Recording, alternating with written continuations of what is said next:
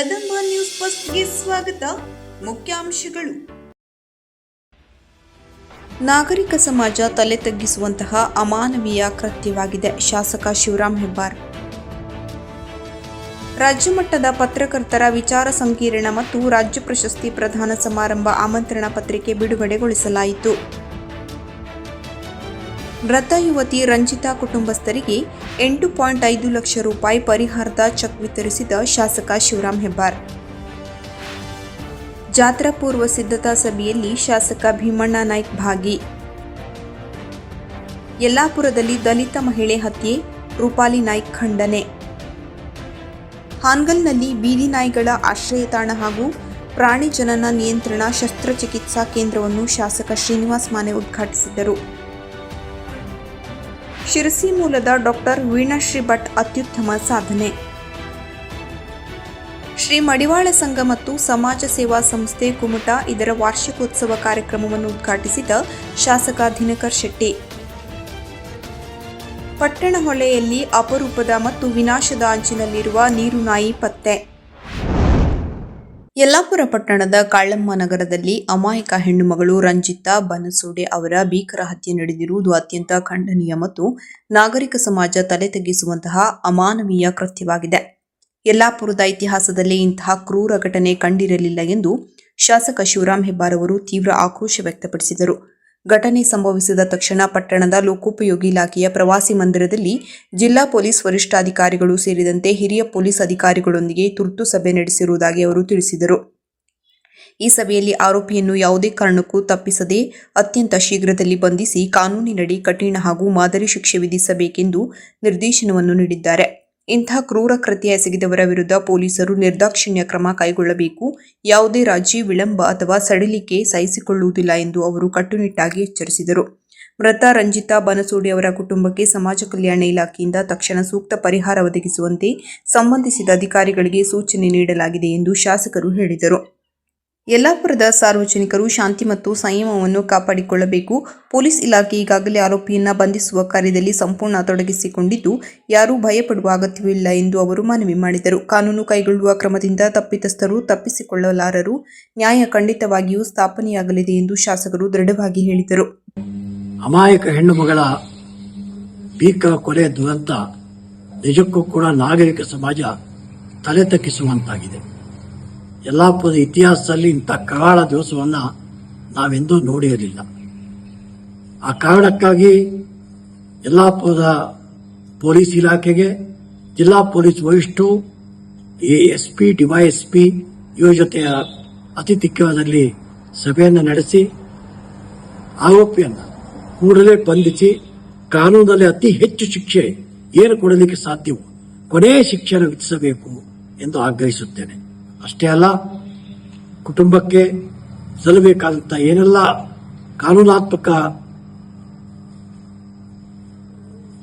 ಕಾನೂನಾತ್ಮಕವಾಗಿರತಕ್ಕಂಥ ಪರ್ಯಾಯಗಳು ಸಿಗುತ್ತೋ ಅದನ್ನು ನೀಡುವಲ್ಲಿ ಸಮಾಜ ಕಲ್ಯಾಣ ಇಲಾಖೆ ಕೂಡ ನಿರ್ದೇಶನ ಕೊಟ್ಟಿದ್ದೇನೆ. ಈ ಇಲಾಖೆ ಇಂಥ ಅಮಾಯಕರನ್ನ ಕಟ್ಟುನಿಟ್ಟಾಗಿ ಬಂಧಿಸಿ ಅವರ ವಿರುದ್ಧ ದಂಡನಾತ್ಮಕ ಕ್ರಮವನ್ನು ತೆಗೆದುಕೊಳ್ಳಬೇಕು. ಅವು ಯಾರೇ ಇರಲಿ, ಅವು ಎಷ್ಟೇ ದೊಡ್ಡವರಿರಲಿ, ಈ ಸಮಾಜ ಘಾತಕ ಶಕ್ತಿಯನ್ನ ನಿರ್ಬಿಡಿಯವಾಗಿ ನಿರ್ದಾಕ್ಷಿಣ್ಯವಾಗಿ ಖಂಡಿಸುತ್ತೇನೆ ಮತ್ತು ವಿರುದ್ಧ ಕ್ರಮ ತೆಗೆದುಕೊಳ್ಳಬೇಕೆಂದು ಇವತ್ತು ಪೊಲೀಸ್ ಇಲಾಖೆ ಸಭೆಯಲ್ಲಿ ಸೂಕ್ತವಾದಂತಹ ನಿರ್ದೇಶನವನ್ನು ಕೊಟ್ಟಿದ್ದೇನೆ.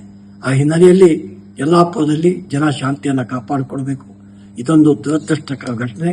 ಈ ಘಟನೆಗೆ ಏನೆಲ್ಲ ಕೆಲಸ ಆಗಬೇಕೋ ಅದನ್ನು ಮನಿಸ್ತಕ್ಕಂಥ ಕ್ರಮ ಪೊಲೀಸ್ ಇಲಾಖೆ ಈಗ ಆರಂಭ ಮಾಡಿದೆ.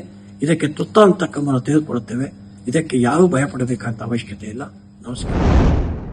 ರಾಜ್ಯ ಮಟ್ಟದ ಪತ್ರಕರ್ತರ ವಿಚಾರ ಸಂಕಿರಣ ಮತ್ತು ರಾಜ್ಯ ಪ್ರಶಸ್ತಿ ಪ್ರದಾನ ಸಮಾರಂಭವನ್ನು ದಿವ್ಯ ಸಾನ್ನಿಧ್ಯ ಪರಮಪೂಜ್ಯ ಶ್ರೀ ಶ್ರೀ ಶ್ರೀ ಮಾರುತಿ ಗುರೂಜಿಯವರು ಹಾಗೂ ಧರ್ಮಾಧಿಕಾರಿಗಳು ಶ್ರೀ ವಿಶ್ವವೀರಾಂಜನೇಯ ಮಹಾಸಂಸ್ಥಾನಂ ಹೇಮಪುರ ಮಹಾಪೀಠಂ ಶ್ರೀ ಕ್ಷೇತ್ರ ಬಂಗಾರಮಕ್ಕಿಯಲ್ಲಿ ಕಾರ್ಯಕ್ರಮ ಆಮಂತ್ರಣ ಬಿಡುಗಡೆಗೊಳಿಸಿದರು. ಈ ಸಂದರ್ಭದಲ್ಲಿ ಕಾನೀಪ ಧ್ವನಿ ಭಟ್ಕಳ ಅಧ್ಯಕ್ಷರು ಶಂಕರ್ ನಾಯ್ಕ್ ಖಜಾಂಚಿ, ನಸೀಂ ಮುಲ್ಘನಿ ಕರಾವಳಿ ವಿಭಾಗ ಅಧ್ಯಕ್ಷರು ಕುಮಾರ್ ನಾಯ್ಕ್, ಉಡುಪಿ ಜಿಲ್ಲಾಧ್ಯಕ್ಷರು ದಾಮೋದರ್ ಮೊಗವೀರ, ಶಿರಸಿ ಅಧ್ಯಕ್ಷರು ರಾಜೇಶ್ ಮುಗೇರ್, ಉತ್ತರ ಕನ್ನಡ ಜಿಲ್ಲಾ ಪ್ರಧಾನ ಕಾರ್ಯದರ್ಶಿ ಶ್ರೀಧರಾಮ್ ಆಚಾರ್ಯ, ಶಿರಸಿ ಸದಸ್ಯರಾದ ಶ್ರೀನಿವಾಸ್ ಆಚಾರ್ ರಮೇಶ್ ಉಪಸ್ಥಿತರಿದ್ದರು.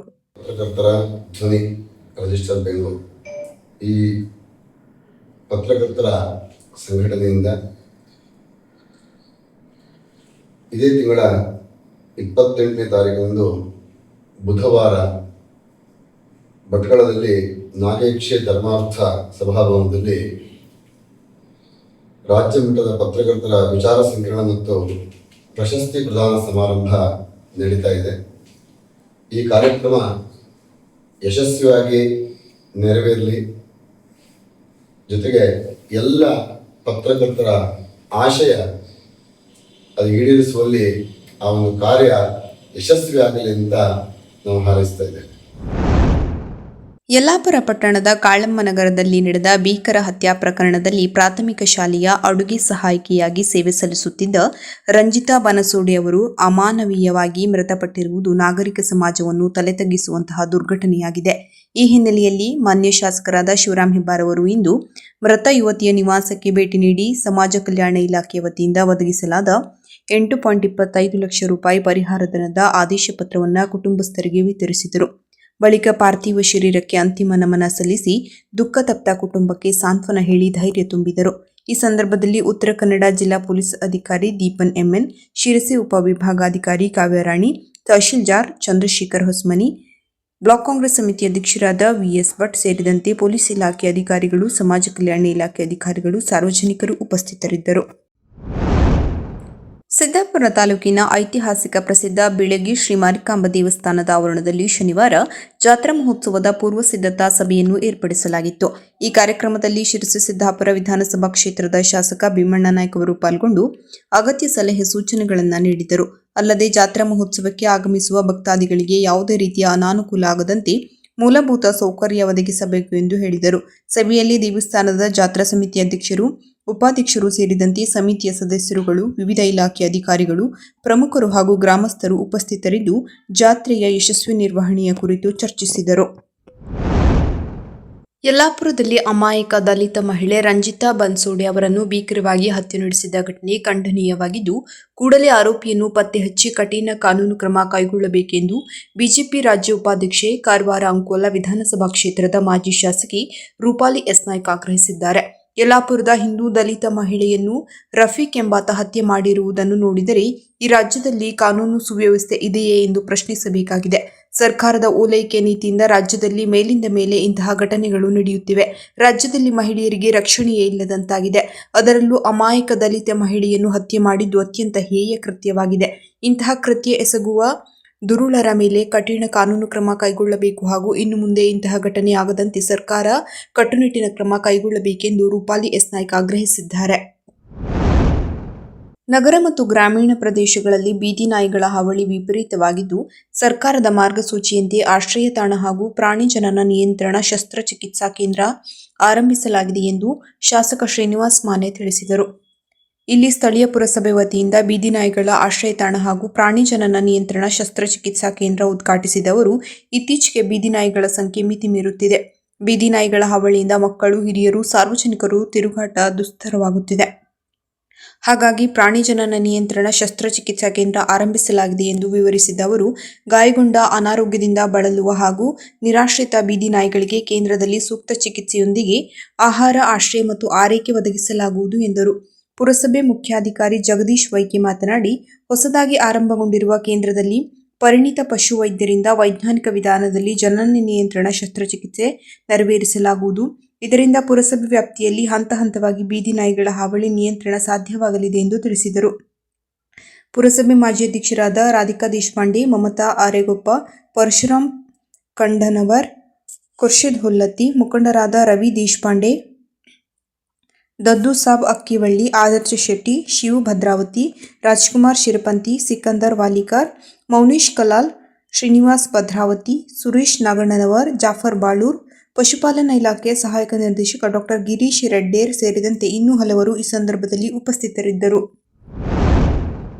ಕಳೆದ ಡಿಸೆಂಬರ್ನಲ್ಲಿ ನಡೆದ ನವಜಾತ ಶಿಶು ತಜ್ಞ ವಿಭಾಗದ ಅಂತಿಮ ಹಂತದ ಪರೀಕ್ಷೆಯಲ್ಲಿ ಶಿರಸಿ ಮೂಲದ ಡಾ ವೀಣಾಶ್ರೀ ಭಟ್ ದೆಹಲಿಯ ಪ್ರತಿಷ್ಠಿತ ಲೇಡಿ ಹಾರ್ಡಿಂಗ್ ವೈದ್ಯಕೀಯ ಮಹಾವಿದ್ಯಾಲಯದಿಂದ ಪದವಿ ಪೂರೈಸಿ ದೆಹಲಿ ವಿಶ್ವವಿದ್ಯಾಲಯಕ್ಕೆ ಪ್ರಥಮ ರ್ಯಾಂಕ್ ಪಡೆದು ಚಿನ್ನದ ಪದಕಕ್ಕೆ ಭಾಜನರಾಗಿದ್ದಾರೆ. ರಾಷ್ಟ್ರೀಯ ಮತ್ತು ಅಂತಾರಾಷ್ಟ್ರೀಯ ಮಟ್ಟದ ವಿಚಾರ ಸಂಕಿರಣದಲ್ಲಿ ತಮ್ಮ ಸಂಶೋಧನಾ ಪ್ರಬಂಧವನ್ನು ಮಂಡಿಸಿ ಅದರಲ್ಲಿಯೂ ಚಿನ್ನದ ಪದಕವನ್ನು ಪಡೆದಿರುವುದು ವಿಶೇಷವಾಗಿದೆ.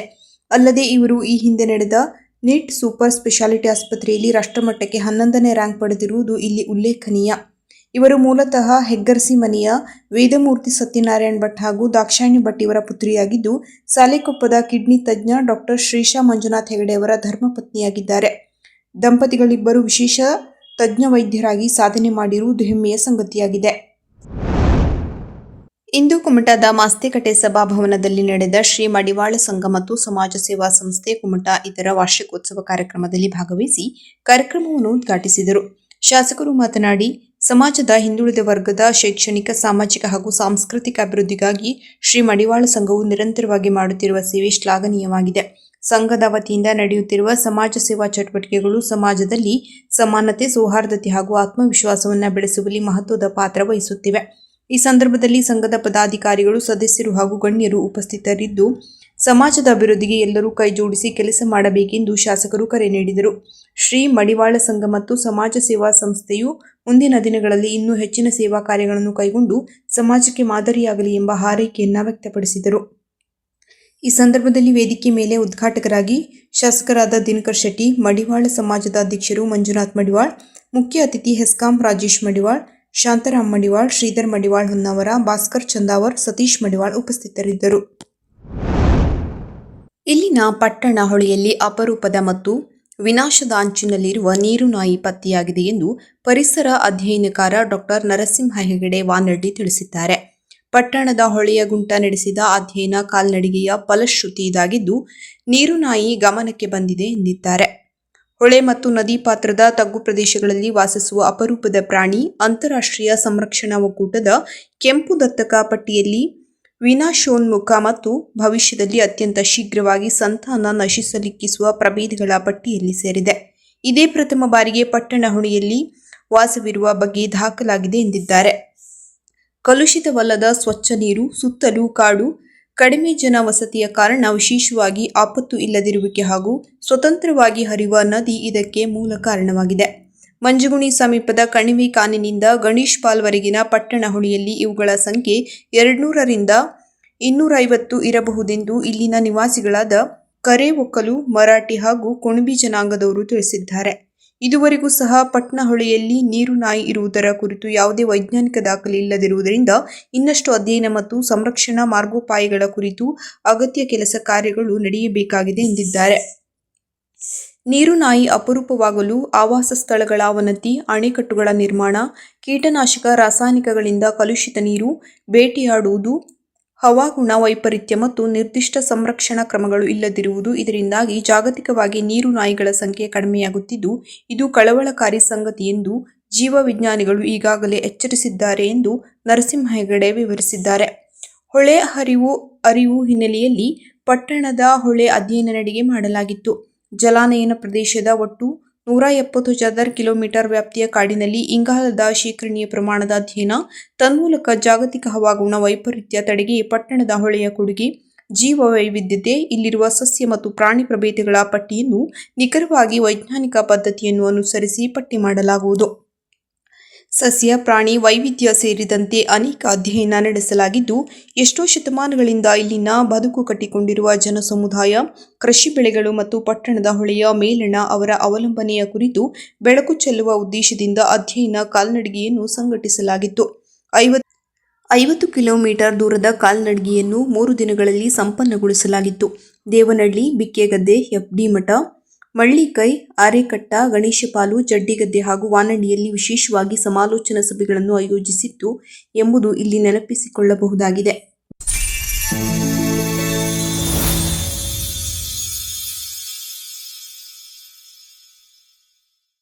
ಕದಂಬ ನ್ಯೂಸ್ ಫಸ್ಟ್, ನಿರ್ಭೀತಿಯಿಂದ ನಿಮ್ಮ ಪರವಾಗಿ.